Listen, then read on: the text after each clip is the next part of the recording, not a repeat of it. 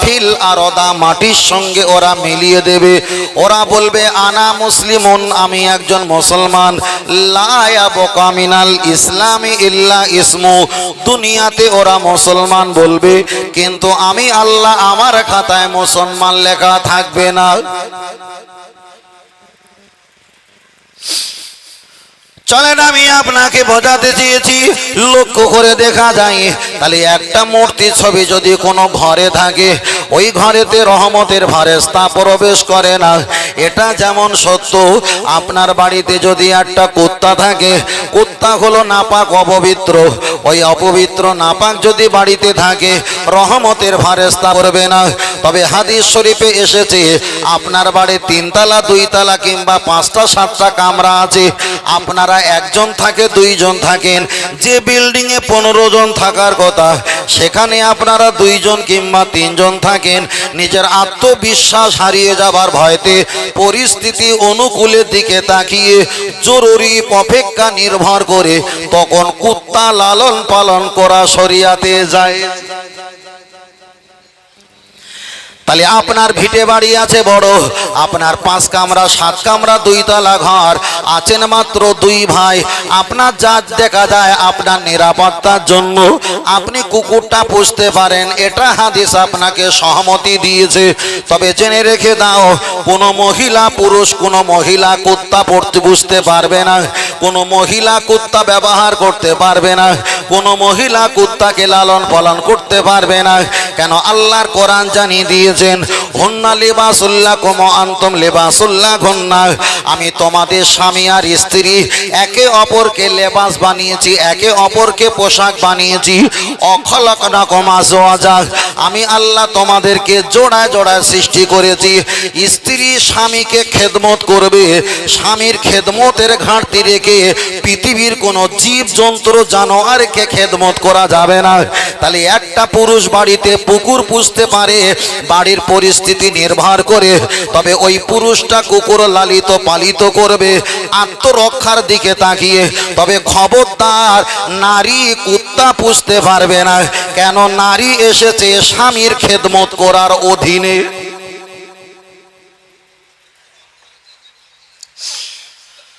চলেন আমি আপনাকে বোঝাতে চেয়েছি, লক্ষ্য করে দেখা যায় তাহলে একটা নারী কুত্তা পুষতে পারবে না, এটাই আমি আপনার কাছে প্রমাণ করে দিলাম।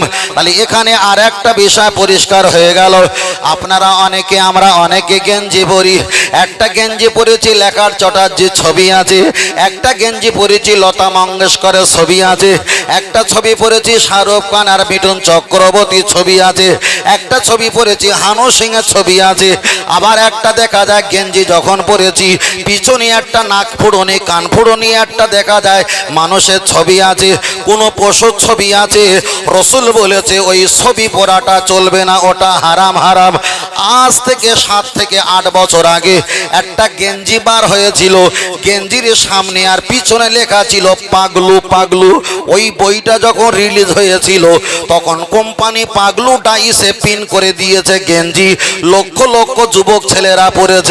আমার আল্লাহর কোরআন জানিয়ে দিয়েছেন, আল্লাহর কোরআন জানিয়ে দিয়েছেন, ও আমার বান্দা জেনে রেখে দাও, আমি লাকাদ খলাকনাল ইনসানা ফি আহসানি তাকবীম, আমি আমার বান্দাকে উত্তম চরিত্র আর সুন্দর সূরা দিয়ে সব চাইতে শ্রেষ্ঠ আকৃতি আমার বান্দাকে আমি আল্লাহ সৃষ্টি করেছি। তাহলে আল্লাহ যদি শ্রেষ্ঠ আকৃতি আর সূরা দিয়ে যদি সৃষ্টি করে, আপনি যদি একটা গেঞ্জি পরেন আর সেই গেঞ্জিতে যদি পাগলু লেখা থাকে, হানাফি মাযহাবের ফতোয়া অনুযায়ী আল্লাহর সৃষ্টির বিপক্ষে যাওয়ার কারণে ওটা পরা হারাম। আল্লাহ তো আমাকে পাগলু করেনি, তাহলে আমি দেখাচ্ছি যে আমি পাগলা চলবে না। চলে ও আমার বাপজিরা, চলে না গিয়ে যাওয়া যায়। তাহলে আমাদের ধর্মের ভিতরে এখানে এই ছবিটা ফিনারি এগোনো চলে না।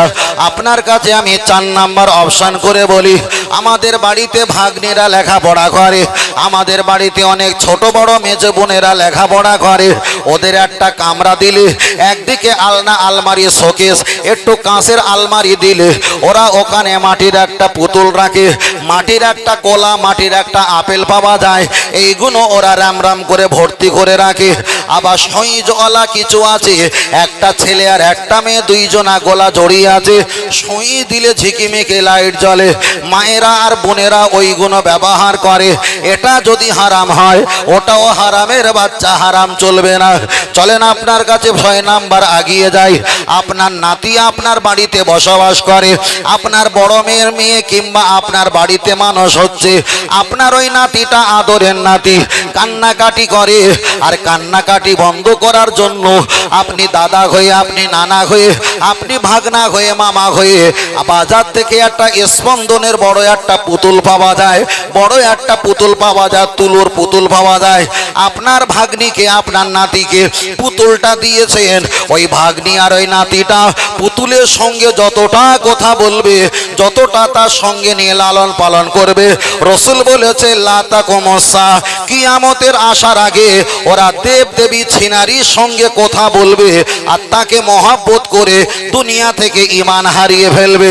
তাহলে এখান থেকে চলে গেল খাটের উপরে পুতুল রাখা, ওটা চলবে না। চলেন আপনার নাম্বারে 7 নাম্বার অপশন বলি। একটা বার আগিয়ে চলে যাওয়া যাক।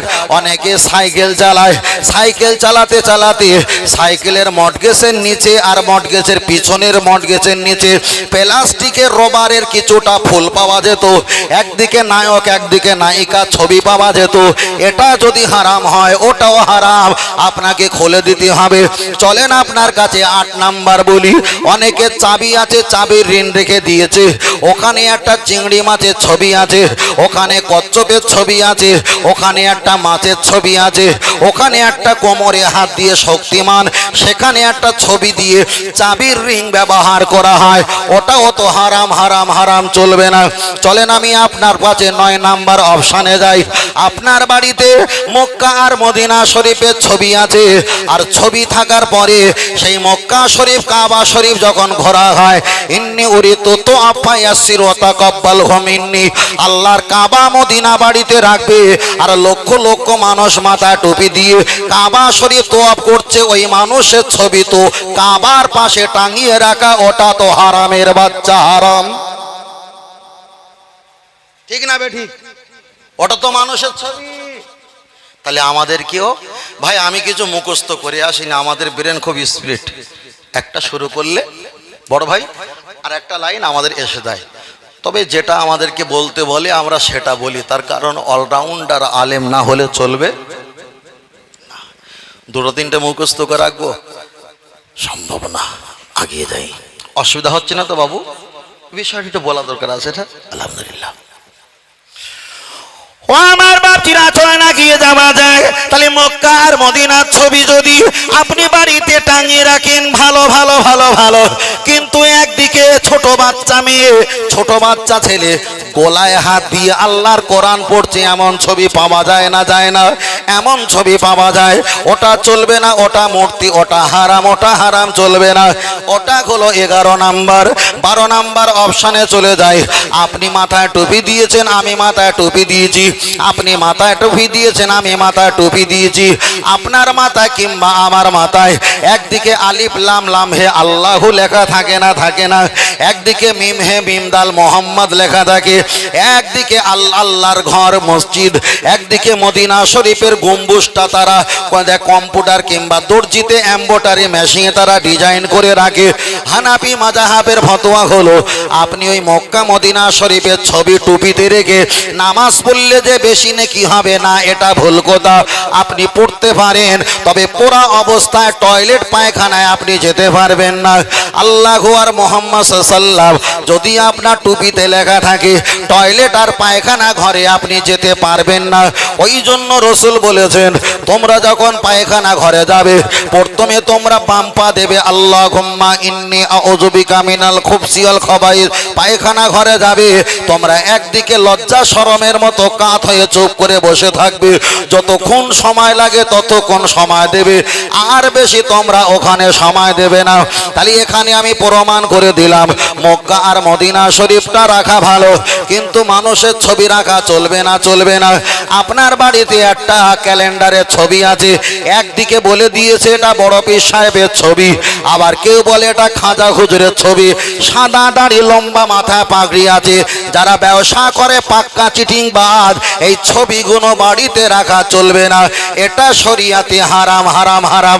আপনার বাড়ি যে খাট আছে, একদিকে বাগের থাপা যেটা স্টান করা হয়, পায়া করা হয়, একদিকে যেখানে মাথা দেওয়া হয় ওই খাটের ওখানে মোহর করা আছে, ওটা অবশ্যই হারাম, ওটা চলবে না। আপনার বাড়ি বেডশিট আছে, একদিকে কার্টুন মার্কা ছবি, একদিকে দেখা যায় হাতির ছবি, একদিকে হরিণের ছবি, না না এটা চলবে না। আপনার মোবাইলে যে একটা পিকচার ছবি দেওয়া আছে, ওই ছবিটা এটা যদি হারাম হয়, মোবাইলে ওয়েল পেপারের ছবি, ওটাও তো হারামের বাচ্চা। আল্লাহু আকবার, আল্লাহ আল্লাহ। ও আমার ছেলেরা, জওয়ান যুবকেরা, গিয়ে চলে যাওয়া যায়। আমি 12-13 নাম্বার এই পর্যন্ত বলেছি, চলেন একটা বার আগিয়ে যাওয়া যাক। আপনি গাড়ি চালাও আলহামদুলিল্লাহ ভালো, আপনি গাড়ি চালান আলহামদুলিল্লাহ ভালো, তবে গাড়ি চালানোর উপরে একজন লিখে দেয় গড, আবার একদিকে লেখা যায় থাকে গড। মানে আমি ধরে নিলাম গড মানে সৃষ্টিকর্তা, আমি প্রয়োজন ধরে নিলাম, বাদ বাকি আমি জানি না, আল্লাহ ক্ষমা করুক। কিন্তু গড লেখার পাশে যদি এস দেওয়া হয়, এস মানে বহু বচন, গডস মানে বহু সৃষ্টিকর্তা। আপনি একজন মুসলমান, যদি আপনি কোনো পিকআপ ভ্যানে কিংবা টোটো গাড়িতে কিংবা আপনার 4 চাকায় যদি আপনি লেখেন গডস মানে গড লেখার পরে পাশে এস যদি গডস দেওয়া হয়, মনো বহু সৃষ্টিকর্তা, বহু সৃষ্টিকর্তা। কিন্তু আল্লাহর কোরআন জানিয়ে দিয়েছেন, আমি আল্লাহ না খাতা হে না পিতা হে না সুতা হে খুদবা খুদ রহেতা হে ইয়ানি রহেগা। আমি আল্লাহ ছিলাম, আমি রয়েছি, আবার আগামীতে থাকবো। পৃথিবীর সবকিছু শেষ হয়ে যাবে, আল্লাহু বাকি মিন কুল্লি ফানি, পৃথিবীর সব শেষ হবে, ধ্বংস হবে, আমার আল্লাহ শেষ হবে না, শেষ হবে না। তাই আল্লাহর কোরআন জানিয়ে দিলেন, কুল হুয়াল্লাহু আহাদ, হে নবী তুমি বলে দাও আমি আল্লাহ এক, আমি আল্লাহ এক, আমাকে কেউ জন্ম দেয়নি, আমি আল্লাহ কাউকে জন্ম দেয়নি। তাহলে আমার আল্লাহ হলো আহাদাহুলা শরীকালা, আল্লাহ এক। আপনি একটা নতুন গাড়ি কিনেছেন, আর ওই গাড়িতে গডস মানে লাস্টে এস দিয়ে গডস মানে বহু সৃষ্টিকর্তা লিখেছেন। দুনিয়ার মানুষ বলবে আপনি মুসলমান, কিন্তু আল্লাহর খাতায় লেখা থাকবে বেঈমান।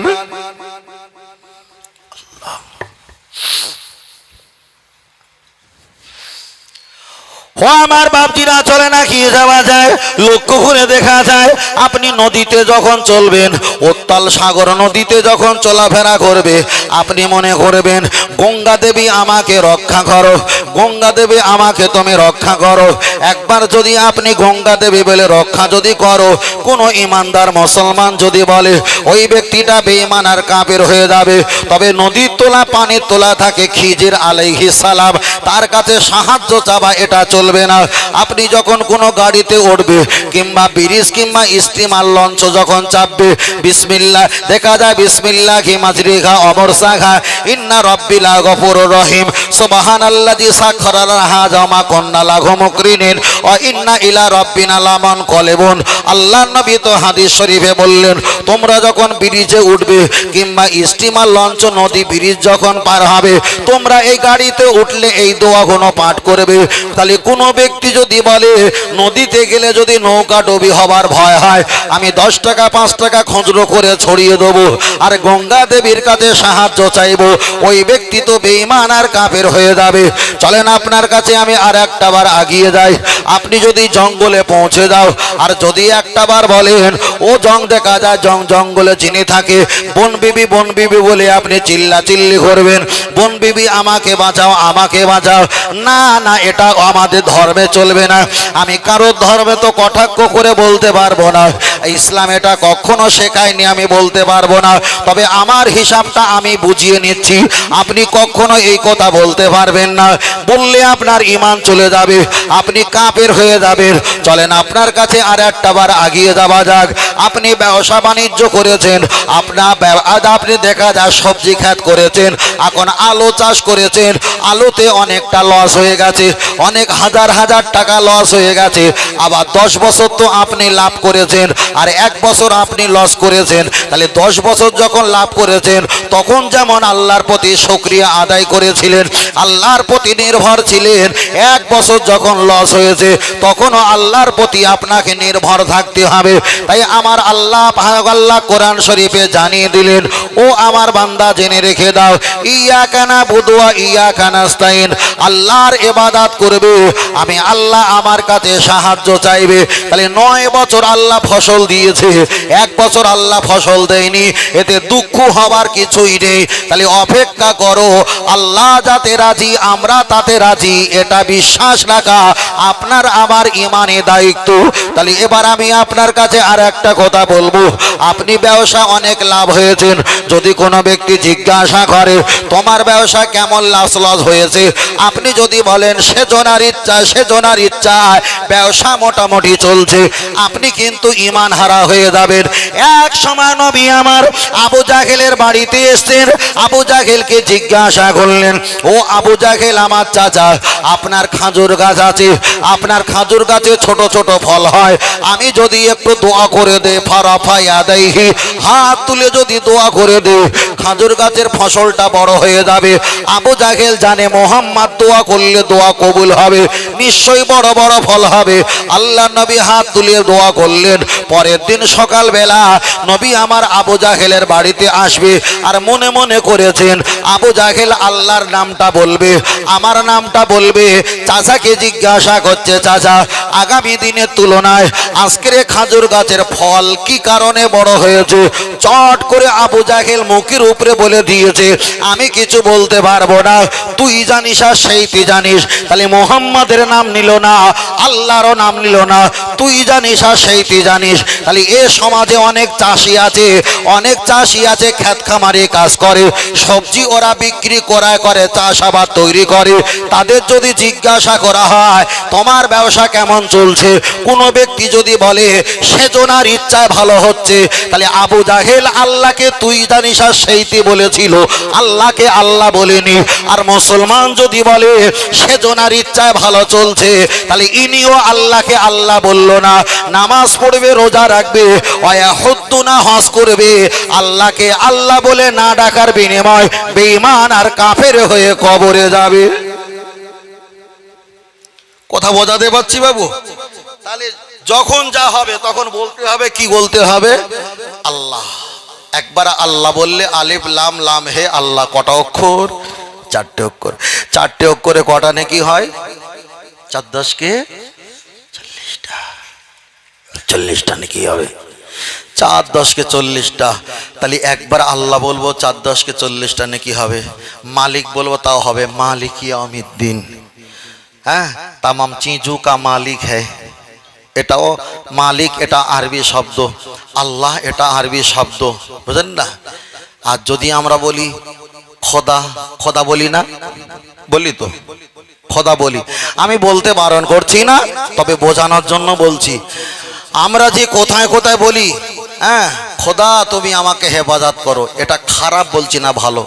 কিন্তু তুমি যে খোদা বলে দেখেছো আল্লাহকে, জিকির যখন করবে তখন খোদা বলবে না আল্লাহ বলবে? আমরা এরকম বলি খোদা খোদা খোদা খোদা, এরম বলি না? আল্লাহ আল্লাহ এরম বলি, আল্লাহ আল্লাহ। তাহলে খোদা যদি আর আল্লাহ যদি একই হয়, তাহলে জিকির করার সময় আল্লাহ আল্লাহ বলি, কিন্তু একবারও খোদা খোদা, জি বাবু সত্য না মিথ্যা?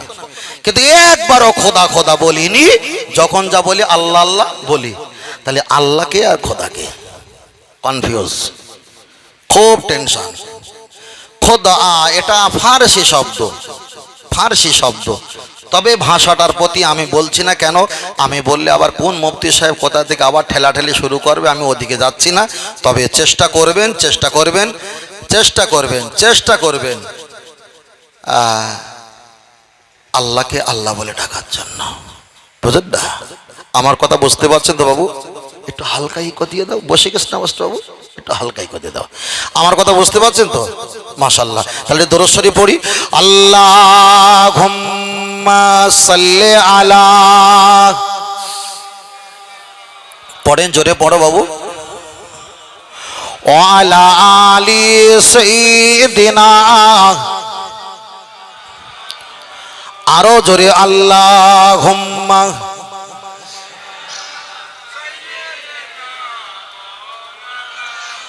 ওয়ালা আলি।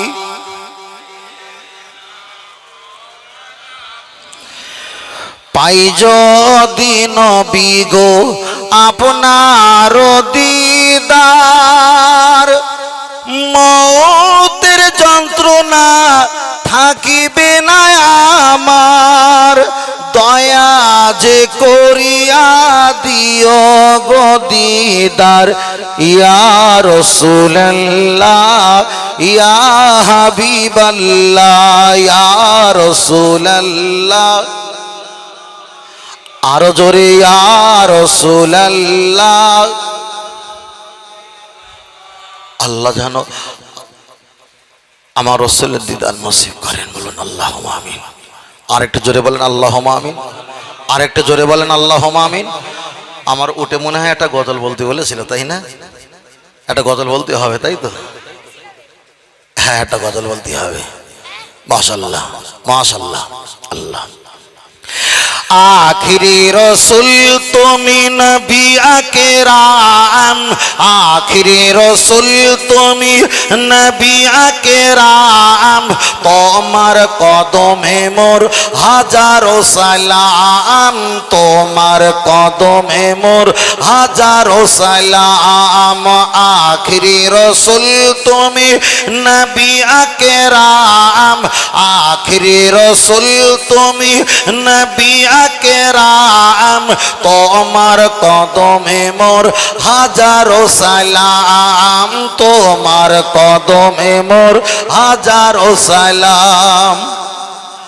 বনের হরিণ আসমান জমিন সবাই তোমায় চিনেছে, ওই আকাশের মেঘমালা ছায়া তোমায় করেছে, মিশকে আতর যার গায়ের ওই ঘাম, মিশকে আতর যার গায়ের ওই ঘাম, তোমার কদমে মোর হাজারো সালাম, তোমার কদমে মোর হাজারো সালাম, আখিরি রসুল তুমি নবী আকরাম, আখিরি রসুল তুমি নবী আকরাম, তোমার কদমে মোর হাজারো সালাম, তোমার কদমে মোর হাজারো সালাম। আবু বকর উসমান ওমর সবাই তোমায় দিবানা, গরম পাথর বুকে বেলাল কিন্তু নবীজিকে ভোলে না, অন্তরে গেঁথেছিল নূর নবীর নাম, অন্তরে গেঁথেছিল নূর নবীর নাম, তোমার কদমে মোর হাজারো সালাম, তোমার কদমে মোর হাজারো সালাম, আখিরি রসুল তুমি নবী আকরাম, আখিরি রসুল তুমি নবী আকরাম, তোমার কদমে মোর হাজারো সালাম, তোমার কদমে মোর হাজারো সালাম। দয়ার নবী বোরাক নিয়ে মিরাজেতে গিয়েছে, পায়ের ধোলায় আল্লাহর আরশ ধন্য সেদিন হয়েছে, জান্নাতের রোমে রোমে লেখা নবীর নাম, জান্নাতের রোমে রোমে লেখা নবীর নাম, তোমার কদমে মোর হাজারো সালাম, তোমার কদমে মোর হাজারো সালাম, আখিরি রসুল তুমি নবী আকরাম, তোমার কদমে মোর হাজারো সালাম। জোরে জোরে আল্লাহুম্মা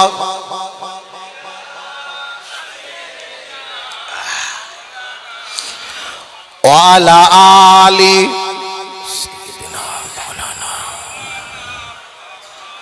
সাল্লাল্লাহু আলাইহি ওয়াসাল্লাম। তাহলে বিষয়টা একটু আমরা এই সিনারি বিষয়টা নিয়ে একটু বিষয়টা পরিষ্কার করে বললাম। তাহলে একদিকে টুপিতে মক্কা মদিনার ছবি রাখা যাবে, কোনো আল্লাহ মুহাম্মদ সাল্লাল্লাহু লেখা যাবে না। যদি থাকে সেটা ঢাকা দিয়ে যেতে হবে, খুলে যেতে পারবে না। তাবিজ থাকে গলায়, ওটা লাট ফিটিং থাকে, দেখা যায় না, যেতে পারো। অনেকে তাবিজ থাকে আল্লাহ নাম লেখা, দেখা যায়, ওটা যেতে পারবে না। অনেকে ট্যাটু করে এখানে লেখে না, নাম লেখে, লিখবেন না, ওটা লিখলে ফরজ গোসল হবে না। স্বামী স্ত্রী যেটা ফরজ গোসল হবে না। ফরজ গোসল না হলে জানাজার গোসল হবে না, জানাজার গোসল না হলে উজু হবে না। সব বৃথা হয়ে যাবে। তুলে দেওয়ার চেষ্টা করবেন, ডাক্তারের কাছে গিয়ে পরামর্শ করে তুলে দেওয়ার চেষ্টা করবেন। তবে আমাকে একজন বলেছিল, হুজুর ওতে একটু লাইফ বয় সাবান আর একটু চুন দিয়ে যদি একটু ঘষা হয় 2-4 দিন 5 দিন আস্তে আস্তে উঠে যায়। তা ওর থেকে অনেকে চামড়া কেটে দেয়। এগুলো করবেন না, এগুলো কঠোর হারাম। হয়তো মনে করেন আমি হারিয়ে যাব, কি হবে না হবে, একদম ফালতু জিনিস। মানুষ হারায়, বেশিরভাগ হারিয়ে দেওয়া হয়, বুঝলেন না? আজকের মোবাইলে দেখছিলাম একজন পাগলি বসে আছে, আর একজন পুরুষ ছেলে, এক যুবক ছেলে, ভালো জ্ঞান বুদ্ধি আছে, প্রস্রাব করে দিচ্ছে তার গায়ে, বুঝলেন না? কি অবস্থা, কঠিন জিনিস। তবে আমরা যে পরিবেশে আমরা বসবাস করছি, তবে আমাদের ভারতটা হলো সম্প্রীতি ভারত। এখানে আমরা যখন বসবাস করি, হিন্দু, খ্রিস্টান, জৈন, পারাসি, শিখ, ইসাই, গুজরাটি, মারাঠি, কুচবিহারি, বিহারি, বাঙালি, সমস্ত আমরা ধর্মের মানুষ একসঙ্গে বসবাস করি, একসঙ্গে চলাফেরা করি। এটা একটা ভ্রাতৃত্ব, একটা সম্প্রীতি। মনে হচ্ছে কিছু মানুষ লোভের কারণে সম্প্রীতিটা তছনছ করতে চলেছে, ভেঙে চুরমার করে দিতে চলেছে। আমরা কত আর ঠেকাবো? আল্লাহ আল্লাহ। চলেন, আমি আপনার কাছে বলছিলাম, তাহলে একদিকে আমি দেখা যাচ্ছি নারী ছবির কথা আমি আপনার কাছে অনেকটা বলেছি, আর বলার আমার অবকাশ নেই। তবে চলেন একটা বার এগিয়ে যাওয়া যাক।